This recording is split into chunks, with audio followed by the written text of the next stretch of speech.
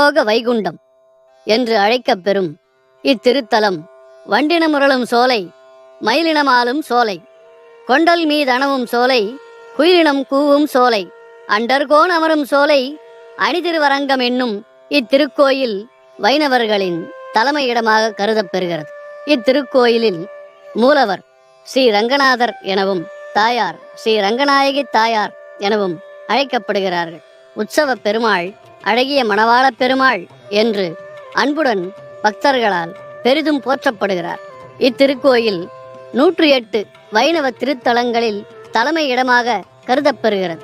ஸ்ரீரங்கம் சுமார் 600 ஏக்கர் பரப்பளவு கொண்ட தீவு நகரமாக அமைந்துள்ளது. தென்னிந்தியாவிலேயே ஏன் ஆசியாவிலேயே மிக பெரிய ராஜகோபுரம் இத்திருக்கோயிலில்தான் அமைய பெற்றிருக்கிறது. ஸ்ரீரங்கம் கோயிலின் வரலாற்றை காண பெற்றோமானால் இத்திருக்கோயில் முதலாக படைப்பு கடவுளான பிரம்மனால் இத்திருக்கோயில் விமானம் வழிபட பெற்று அதை இக்ஷ்வாகு வம்சத்தைச் சேர்ந்த அரசன் தன்னுடைய தலைநகரான அயோத்திக்கு எடுத்துச் சென்று அங்கே வழிபாடு செய்தான். அம்மன்னனின் வழிவந்த ஸ்ரீ ராமச்சந்திரமூர்த்தி இவ்விமானத்தை வழிபாடு செய்து பின்னர் ராவண யுத்தத்தில் தமக்கு பெரிதும் உதவியாக இருந்த விபீஷணருக்கு இவ்விமானத்தை அன்பு பரிசாக அளித்தார். விபீஷணன் தான் பெற்றுக்கொண்ட இந்த ரங்க விமானத்தை தன் இருப்பிடமான இலங்கைக்கு கொண்டு செல்லும் வழியில் காவிரி நதியின் கரையில் சற்று இளைப்பாற எண்ணம் கொண்டு கீழே வைக்க, பிறகு அவன் எடுக்க நினைக்கும் காலத்தில் அவ்விமானம் நகர்த்த இயலாமல் போக விபீஷணன் அது கண்டு மனம் வருந்த பெருமாளும் நாம் காவிரி கரையிலேயே இருக்க எண்ணம் கொண்டிருக்கிறோம் என்று விபீஷணனிடம் தெரிவிக்க அவனும் மனம் உவந்து இவ்விமானத்தை காவிரி கரையிலேயே ஸ்ரீரங்க திருத்தலத்திலேயே வைத்துவிட்டு சென்றான். இது தொடர்பாக பிரணவாகாரத்தின் வடிவமாக விளங்குகின்ற விநாயக பெருமான் ஸ்ரீரங்கநாதருடைய விமானம் காவிரி கரையிலேயே எழுந்தருளச் செய்ய திருவுள்ளம் கொண்டு விபீஷணன் மூலமாக அவ்விமானத்தை காவிரி கரையிலேயே இருத்தினார் என்ற ஒரு வரலாறும் கூறப்படுகிறது. இதற்கு சான்றாக திருச்சி மலைக்கோட்டையில் உச்சிப்பிள்ளையார் என்ற பெயரில் விநாயக பெருமான் கோயில் கொண்டுள்ளார். ஸ்ரீரங்கம் திருக்கோயில் இவ்வாறு காவிரி கரையில் அமைந்து பின்னர் பக்தர்களால் வழிபட பெற்று காலங்கள் கடந்தன. இவ்வாறு இருக்க காவிரியில் ஒரு காலத்தில் வெள்ளம் கரை புரண்டது. அவ்வெள்ளத்தினால் ஆற்று மணலில் இவ்விமானம் முற்றிலும் புதையுண்டு போயிற்று. காலங்கள் மாறுபட புதையுண்ட விமானம் இருந்த இடம் தெரிய பெறாமல் இருந்தது. அக்காலத்திய சோழ மன்னனின் கனவில் ஒரு நாள் பிரணவாகார விமானம் என்னும் இந்த ரங்க விமானம் தோன்றி தாம் இருக்கும் இடத்தை உணர்த்தி தம்மை வெளிக்கொண்டு வருமாறு பணித்தது. இதனால் வியப்புற்ற சோழ மன்னன் அவ்விமானத்தை வெளிக்கொண்டு வருவதற்கான முயற்சிகளில் ஈடுபட்டான். அவ்வாறு இருக்க ஒரு நாள் காவிரி கரையின் ஓரத்தில் அவன் ஒரு மரத்தின் அடியில் இளைப்பாறிக் கொண்டிருந்த காலத்தில் அம்மரத்தின் மேல் அமர்ந்திருந்த 2 கிளிகள் இவ்விமானத்தின் பெருமையை பாடிக்கொண்டிருந்தன. இதை கேட்டு அச்சோழ மன்னன் இன்புற்று தம் ஆட்கள் மூலம் கிளி சொன்ன அவ்விடத்தை தோண்டச் செய்து விமானத்தை வெளிக்கொணர்ந்தான். அக்காலந்தொட்டு இந்த ரங்க விமானம் அனைத்து பக்தர்களாலும் மிகுந்த பக்தியுடன் வழிபடப்பட்டு வருகின்றது.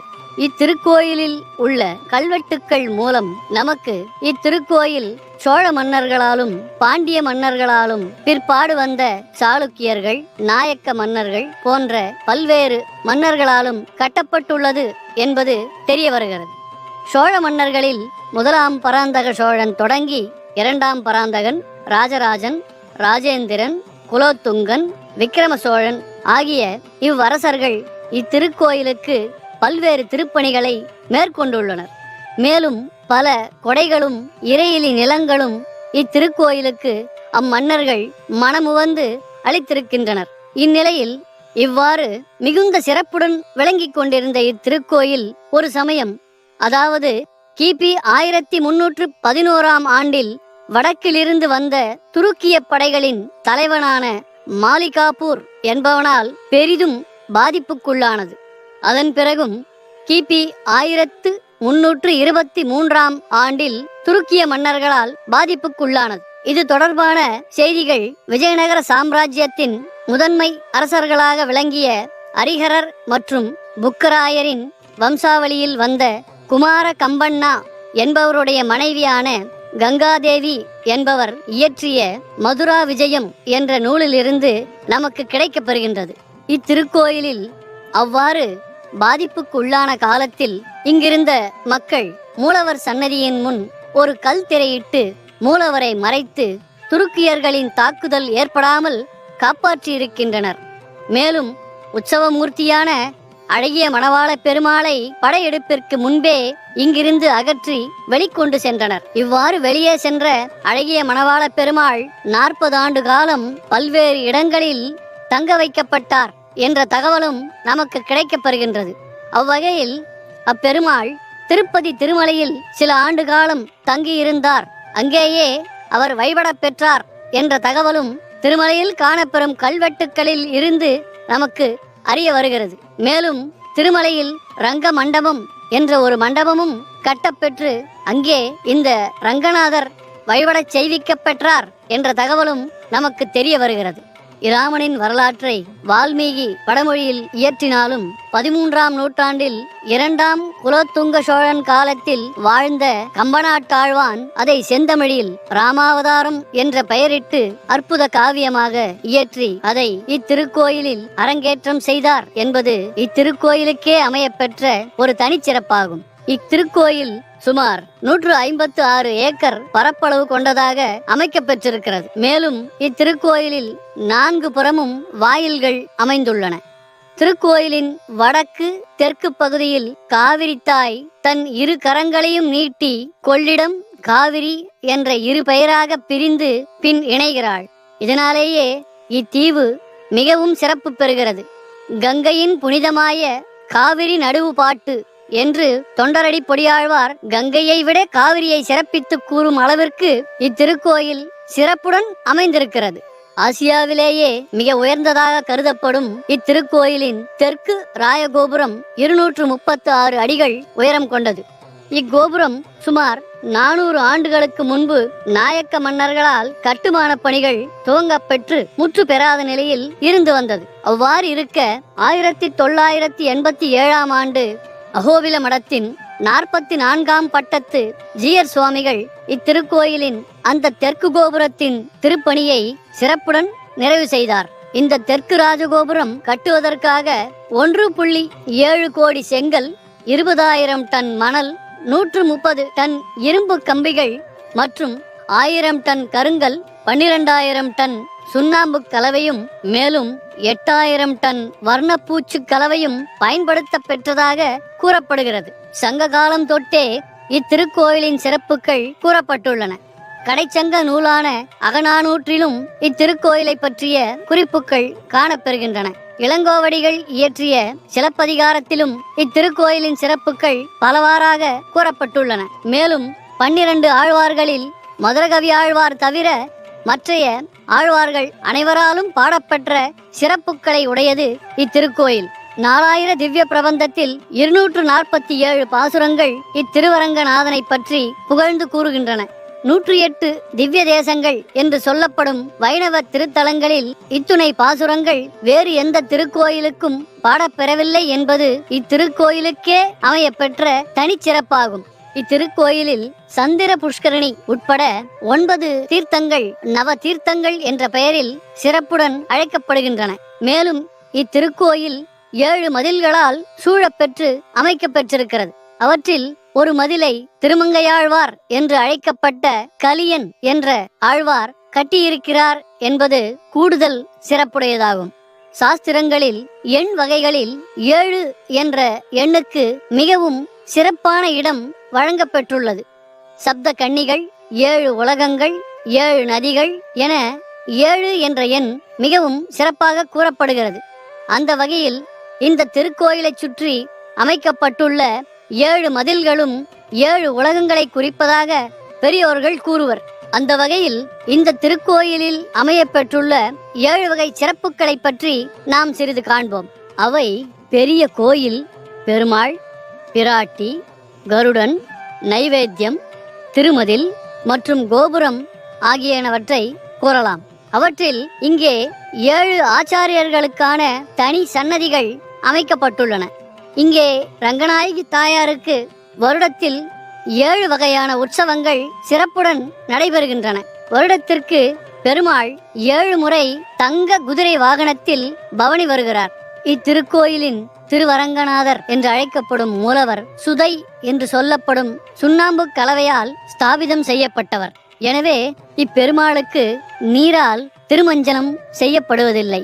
மாறாக எண்ணெயை கொண்டு தைலக்காப்பு மட்டுமே சாற்றப்பெறுகின்றது. இத்திருக்கோயிலின் மேல் அமைக்கப்பட்டுள்ள விமானம் பிரணவாகார விமானம் என்று அழைக்கப்படுகின்றது. முதல் ஒலியான ஓம் என்ற பிரணவ மந்திரத்தின் பொருளை உரைக்கும் வகையில் இவ்விமானம் அமைக்கப்பட்டுள்ளது. இந்த விமானத்தில் 4 வேதங்களான ருக், யஜுர், சாமம் மற்றும் அதர்வணம் ஆகியவற்றை குறிப்பிடும் வகையில் 4 கலசங்கள் நிறுவப்பட்டுள்ளன. இப்போது வாருங்கள் கோயிலின் உள்ளே செல்வோம். கோயிலில் நுழைந்ததும் இடப்பக்கம் கிருஷ்ணன் சந்நிதியும் அக்கிருஷ்ணன் சன்னதியின் அருகே உள்ள படிக்கட்டு வழியாக ஏறி சென்றால் சமதளத்தினை அடைந்து அங்கிருந்து பார்த்தால் 4 புற கோபுரங்களும் தகதகத்து காட்சி தரும் பொன்வேய்ந்த பிரணவாகார விமானமும் தெரியும் வகையில் அமைக்கப்பட்டுள்ளது சிறப்பாகும். கிருஷ்ணன் சன்னதியை விட்டு இறங்கி வரும் வழியில் இடதுபுறம் சக்கரத்தாழ்வார் என்று சொல்லப்படும் சுதர்சன ஆழ்வாரின் திருச்சன்னதியும் வலதுபுறம் பகவத் ராமானுசரின் திருச்சன்னதியும் அமைக்கப்பெற்றுள்ளன. இந்த 2 சன்னதிகளையும் கடந்தால் உள்ளே அற்புதமான கருட மண்டபம் நமக்கு காட்சி தருகிறது. இந்த இடத்தில் தத்தைமுனி என்பவர் சமாதி கொண்டிருக்கிறார் என்று சொல்லப்படுவதும் உண்டு. அடுத்து சிறிய திருவடியான ஆஞ்சநேயனின் சன்னதி நமக்கு காட்சி தருகிறது. மேலும் கொடிமரம் தாண்டி சென்றால் இடது பக்கம் கருப்பசாமி சிலையும் அதை கடந்து சென்றால் காயத்ரி மண்டபம் அமைய பெற்றுள்ளது. பொன்வேய்ந்த அழகிய பிரணவாகார விமானத்தின் கீழ் காயத்ரி மண்டபத்தின் முன்பு கருவறையில் நெய் தீபங்களுக்கு நடுவே திருவரங்கன் பள்ளி கொண்டிருக்கிறான். அந்த உறக்கம் பொய்யுறக்கம், அது அரிதுயில் என்றும் கூறப்படுகிறது. இதையே வைணவம் தந்த செல்வியான கோதை நாச்சியாரும் போந்தனையும் பொய்யுறக்கம் என்று தம்முடைய பாவையில் கூறுகிறார். இறைவன் இவ்வாறு பொய்யுறக்கம் கொண்டாலும் அவ்வுறக்கத்தினாலேயே இவ்வுலக உயிர்கள் அனைத்தையும் இயக்கிக் கொண்டிருக்கிறான் என்பது நிதர்சனம். ஆலிநாடன், பரகாலன், கலியன் என்று பல்வேறு பெயர்களில் அழைக்கப் பெற்று 12 ஆழ்வார்களில் ஒருவரான திருமங்கை ஆழ்வார் தாமே கட்டிய ஆயிரங்கால் மண்டபத்தில் 1000 தூண்கள் முழுமையாக கட்டி முடிக்கப்படாமலும் 951 தூண்கள் மட்டுமே கட்டப்பட்டும் காணப்பெறுகின்றன. ஆனாலும் மீதமிருக்கும் 49 தூண்களும் வைகுண்ட ஏகாதசி பெருவிழா அன்று மணல் வெளியில் மரத்தூண்களாக நடப்பெற்று 1000 கால்களாக முடிவுறச் செய்யப்பட்டு திருமங்கை ஆழ்வாரின் கனவை நிறைவேற்றுவதாக அமைந்துள்ளது. 12 ஆழ்வார்களில் பெண்பால் இனத்தவரான ஆண்டாள் என்று அழைக்கப்பட்ட கோதை நாச்சியார் ஸ்ரீவில்லிபுத்தூரில் அவதரித்து படபத்ர சாயிக்கு தான் சூட்டிய மாலையை அணிவித்து சூடிக் கொடுத்த சுடர்குடி என்ற சிறப்பு பெற்று திருவரங்கப் பெருமானால் திருவரங்கத்திற்கு அழைக்கப்பட்டு இத்திருத்தலத்திற்கு வந்து இப்பெருமாளோடு 2 கலந்தாள். அதையே பெரியாழ்வாரும் திருமகள் போல வளர்த்தேன் செங்கண்மால் கொண்டு போனான் என்று கூறுகிறார். மேலும் பாணர் குலத்தில் தோன்றிய திருப்பாணாழ்வார் இத்திருக்கோயிலில் காவிரியின் மறுகரையில் இருந்து திருக்கோயில் பட்டரான லோகசாரங்க மாமுனி என்பவரின் தோளில் இறைவனின் ஆணையினால் திருப்பாணாழ்வாரை சுமந்து வந்து அவ்வாழ்வாரும் இத்திருக்கோயிலின் வாயிலில் நுழைந்து அமலனாதிபிரான் அடியார்க்கு என்னை ஆட்படுத்த விமலன் என்ற 10 பாசுரங்களை பாடி இறைவனோடு கலந்தார் என்பது இத்திருக்கோயிலின் மிகச் சிறப்பான ஒன்றாகும். மேலும் துருக்கியர்களால் இத்திருக்கோயில் பாதிக்கப்பட்டாலும் கூட அழகிய மணவாளன் என்று அழைக்கப்படும் இந்த உற்சவ மூர்த்தியானவர் துருக்கியர்களால் தில்லிக்கு கொண்டு செல்லப்பட்டது. அவ்வேளையில் திருவரங்கத்தின் மக்கள் தில்லி வரை சென்று இத்திருவுருவை அழகிய மணவாளனை இந்த உற்சவ மூர்த்தியை அந்த டெல்லி அரசனிடமிருந்து திரும்ப பெற்று திருவரங்கத்திற்கு எழுந்தருளச் செய்து வந்தனர். அப்போது டில்லி அரசனின் மகளான ஒரு சிறு பெண் இந்த அழகிய மணவாளனின் விக்கிரகத்தை பிரிய மாட்டாமல் பெருமாளுடனேயே திருவரங்கம் வரை வந்து திருக்கோயிலின் வாயிலில் தன் உயிரை துறந்தாள்.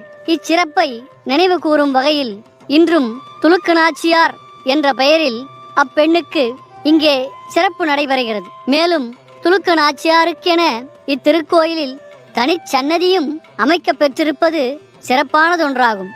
ஆண்டு முழுவதும் ஒவ்வொரு நாளும் ஒவ்வொரு வஸ்திரமாக, ஒரு நாளுக்கு ஒரு வஸ்திரம் என்ற முறையில் சாற்றிக்கொள்ளும் திருவரங்கன் துலுக்க நாச்சியாரை சிறப்பு செய்யும் வகையில் வருடத்தில் ஒரு நாள் துருக்கியர்கள் அணியும் லுங்கி என்ற வஸ்திரத்தையும் தாம் சாற்றிக்கொள்கிறார் என்பது மதங்களை கடந்தும் இறைவன் தன் பக்தர்களுக்கு அருள் புரிகிறான் என்பதற்கு சான்றாகும். வைணவம் வாழ்விக்க வந்த வள்ளல் என்று ஆழ்வார்களில் தலைவரான நம்மாழ்வாரால் அடையாளம் காணப்பெற்ற ஸ்ரீ பகவத் ராமானுஜர் இத்திருக்கோயிலில் செய்துள்ள திருப்பணிகள் ஏராளம் ஏராளம். அந்த வகையில் வட திருக்காவேரியில் நிர்வாக முறையை ராமானுஜர் ஏற்படுத்தினார். மேலும் 4000 திவ்ய பிரபந்தத்தை சேவிக்கும் வகையில் இராப்பத்து மற்றும் பகல் 10 உற்சவங்களை துவக்கி அவற்றை சிறப்புடன் நடத்தி நிர்வகித்தும் வந்தார். ராமானுஜர் ஒரு மனிதனின் முழுமையான வாழ்நாட்கள் என்று சொல்லப்படும் 120 ஆண்டுகளை முழுமையாக கடந்தார். அவர் தம்முடைய வாழ்நாளில் பெரும்பகுதியை இத்திருத்தலத்தில் கழித்தார். கிபி 1017ஆம் ஆண்டில் பிறந்து 1137ஆம் ஆண்டு வரை 120 ஆண்டு காலம் இப்புண்ணிய பூமியில் ராமானுஜர் வாழ்ந்தார். அவர் இம்மண்ணுலகை விட்டு நீங்கிய காலத்தில் அவருடைய திருமேனியை பதப்படுத்தி இத்திருக்கோயிலின் 5வது திருச்சுற்றான அகலங்கன் திருச்சுற்றில் அவருக்கென தனிச்சன்னதி அமைக்கப்பட்டுள்ளது. இன்றும் பகவத் ராமானுஜரை நாம் தானான திருமேனி என்று அழைக்கப்படும் அந்த பூத உடலோடு சேவிக்கலாம். மேலும் பகவத் ராமானுஜர் இத்திருக்கோயிலில் இருந்து கொண்டே தம்மால் அமைக்கப்பட்டு நிர்வகிக்கப்பெற்ற அனைத்து உற்சவங்களும் கைங்கரியங்களும் சிறப்புடன் இன்று வரை நடைபெறுகின்றனவா என்பதை தம் திருக்கண்களால் காண்கிறார் என்பது ஐதீகம். ராமானுஜர் சன்னதியை கடந்தால் பார்க்கடலை கடையும் போது இறுதியில் தோன்றிய அமிர்தத்தை கையிலேந்திய தன்வந்திரியின் சன்னதியை அடையலாம். தம்முடைய கையில் அட்டை பூச்சியையும் ஒரு பக்கம் கீரியையும் வைத்துக் கொண்டிருக்கும் பல்வேறு ரோகங்களால் அவதியுறும் மக்கள் இந்த தன்வந்திரி சன்னதியை அடைந்து அவரை தரிசித்து வைத்தியோ நாராயணா ஹரிஹி என்று மனதில் தியானித்து இந்த தன்வந்திரியை தரிசித்தால் எல்லாவித நோய்களிலிருந்தும் விடுபடலாம் என்பது பக்தர்களின் நம்பிக்கையாக இருந்து வருகிறது. தன்வந்திரி சன்னதியை கடந்து உள்ளே சென்றால் அனைத்து உலகங்களுக்கும் செல்வத்தை அள்ளித்தரும் திருமகளான ரங்கநாச்சியார் என்று அழைக்கப்படும் ரங்கநாயகி தாயாரின் திருச்சன்னதி அமைந்துள்ளது. இந்த தாயார் தாமரை மலரின் மேல் அமர்ந்து தம்மை நாடி வரும் பக்தர்களுக்கு அனைத்து விதமான நலன்களையும் வளங்களையும் வாரி வழங்குகிறார் என்பது கண்கூடான ஒன்றாகும். தாயார் சன்னதியை கடந்தால் ராமபிரானின் சன்னதியை அடையலாம். இங்கே ஒவ்வொரு நாளும், ஏன் எல்லா நாளும் பழமறை என்று போற்றப்படும் வேதங்கள் அனுதினமும் ஓதப்பெறுகின்றன. இப்போது நாம் திருவரங்கத்தின் மூலப் பெருமாளான திருவரங்கநாதனை தரிசிப்போம். இவர் தென்புறம் பார்த்து கிழக்குப்புறம் திருவடி வைத்து மேற்குப்புறம் திருமுடி வைத்து ஆதிசேஷன் மேல் அனந்த சயனம் கொண்டிருக்கிறார். இதையே தொண்டரடிப்பொடியாழ்வாரும் குடதிசை முடியை வைத்து குணதிசை பாதம் நீட்டி வடதிசை பின்பு காட்டி தென் திசை இலங்கை நோக்கி என்று அற்புதமான வரிகளில் சிறப்பித்து கூறுகிறார். இந்த திருவரங்கநாதன் தமக்கு மிகவும் பிரியமான விபீஷண ஆழ்வார் இருக்கும் தென் இலங்கையை நோக்கி சயனித்துக் கொண்டிருக்கிறார். அந்த வகையில் திருவரங்கனின் சயனம் மிகச் சிறப்பானதொன்றாகும். திருப்பார்கடலில் அனந்த சயனத்தில் சயனித்துக் கொண்டிருக்கும் ஸ்ரீ ஹரியான ஸ்ரீயப்பதி மகாவிஷ்ணுவானவர் அங்கிருந்தபடியே உலக உயிர்களுக்கெல்லாம் எவ்வாறு உபாயத்தை அளித்துக் கொண்டிருக்கிறாரோ அதைப் போலவே திருவரங்கநாதனும் தம்மை நாடி வரும் பக்தர்களுக்கும் தம்மை மனத்தினால் நினைத்து வழிபடும் பக்தர்களுக்கும் திருவரங்கத்திலிருந்தே அருள்பாலித்துக் கொண்டிருக்கிறார். இத்திருவரங்கத்தை பற்றி யாரும் அறியாத சிலர் மட்டுமே அறிந்த ஒரு சுவாரஸ்யமான செய்தியை காணலாம். அது என்னவெனில், இத்திருவரங்கப் பெருமானுக்கு ஆந்திர மாநிலத்தின் கொல்லூர் என்ற இடத்தில் வைரச் சுரங்கத்திலிருந்து வெட்டி எடுக்கப்பெற்ற 2 அதி அற்புதமான வைரங்கள் அழகாக பட்டை தீட்டப்பட்டு திருவரங்கநாதனின் திருக்கண்களாக ஸ்தாபிக்கப்பட்டன. அவ்வைரங்களை 18ஆம் நூற்றாண்டில் பிரான்சு தேசத்தைச் சேர்ந்த ஒரு படைவீரன் பக்தனாக தம்மை மாற்றிக்கொண்டு இத்திருக்கோயிலை அடைந்து அவ்வைரங்களை கவர்ந்து சென்று விட்டதாகவும், மேலும் அவ்வைரம் பல கைகள் மாறி ருஷ்ய நாட்டைச் சேர்ந்த ராணியின் கைகளை இறுதியாக சென்றடைந்ததாகவும், தற்போது அந்த வைரம் அந்நாட்டு அருங்காட்சியகத்தில் இடம்பெற்றுள்ளதாகவும் சில குறிப்புகள் காணப்படுகின்றன. பிரான்ஸ் நாட்டில் பாரிஸ் நகரில் அமைந்துள்ள கலாச்சாரம், பாரம்பரியம் ஆகியனவற்றை பாதுகாக்கும் யுனெஸ்கோ என்னும் அமைப்பு இத்திருக்கோயிலின் பழமை மாறாமல் பாதுகாத்ததற்கான விருதை 2017ஆம் ஆண்டு வழங்கி கௌரவித்துள்ளது. விழாக்கள் இல்லாமல் கோயில் இல்லை. அந்த வகையில் இத்திருக்கோயிலிலும் பல்வேறு விழாக்கள் சிறப்பாக கொண்டாடப்படுகின்றன. அவற்றில் மார்கழி மாதம் நடைபெறும் வைகுண்ட ஏகாதசி பெருவிழா இத்திருக்கோயிலுக்கே உரித்தான சிறப்பானதொன்றாகும். அந்நாளில் அழகிய மணவாளன் என்று அழைக்கப்படும் திருவரங்கநாதன் பரமபதவாசல் என்னும் சொர்க்க வாசலை கடந்து வெளிவந்து பக்தர்களுக்கு அருள் பாலிப்பது இன்று வரை நடைபெற்று வரும் மிகச் சிறப்பான ஒரு விழாவாகும். மேலும் ராப்பத்து, பகல் பத்து போன்ற விழாக்களும் இங்கே நடைபெறுகின்றன. வருட இறுதியில் வரும் பங்குனி மாதத்தில் உத்திர நாள் அன்று கொண்டாடப்படும் பங்குனி உத்திர பெருவிழா இங்கே சிறப்பானதாக கூறப்படுகின்றது. அந்நாளில் திருவரங்கன் ரங்கநாச்சியாருடன் இணைந்து சேர்த்தி சேவை என்று சொல்லப்படும் இணை காட்சி தருவது பக்தர்களை மகிழ்ச்சி கடலில் திளைக்கச் செய்யும் ஒரு நிகழ்வாகும். ஒவ்வொரு 12 ஆண்டுகளுக்கும் ஒரு முறை எந்த திருக்கோயிலாக இருந்தாலும் திருமுழுக்கு செய்ய வேண்டும் என்பது ஆகம விதி. அவ்வகையில் இப்பெரிய கோயிலில் 2015ஆம் ஆண்டு 2 கட்டமாக சம்ரோக்ஷணம் என்று வைணவத்தில் சிறப்பித்து கூறப்படும் திருமுழுக்கு சிறப்பாக நடைபெற்றது. இத்துணை சிறப்பு பெற்ற இந்த திருவரங்க திருக்கோயிலை அடைவதற்கு என்ன வழி? திருச்சி மாநகரத்திலிருந்து 10 கிலோமீட்டர் தொலைவில் இந்த அழகிய திருக்கோயில் அமைந்துள்ளது.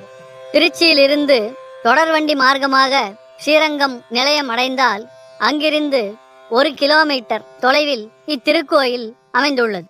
இத்திருக்கோயிலில் ஒவ்வொரு நாளும் காலையில் விஸ்வரூப தரிசனம் என்று சொல்லப்படும் நடை திறப்பு நிகழ்ச்சி சிறப்பாக நிகழ்த்தப்பெறுகிறது. அவ்வேளையில் இப்பெருமானை திருப்பள்ளி எழுச்சி பாடி துயிலெழுப்ப வீணை நாதம் இசைக்கப்பெறுகிறது. மேலும் அப்போது பசு, யானை, குதிரை ஆகியனவும் இறைவன் திருமுன்பு வந்து அவருக்கு காட்சி தந்து அவரை துயிலெழுப்புகின்றன. மேலும் இவ்வுலகத்தில் தோன்றிய அனைத்து ஜீவராசிகளையும் கட்டுப்படுத்தும் நவகிரகங்களில் ஒருவரான சுக்கிரனின் அதி தேவதையாக இத்திருவரங்கநாதன் கூறப்பெறுகிறார். ஜோதிட சாஸ்திரத்தில் சுக்கிரன் செல்வ கடவுளாக வணங்கப்படுகிறார்.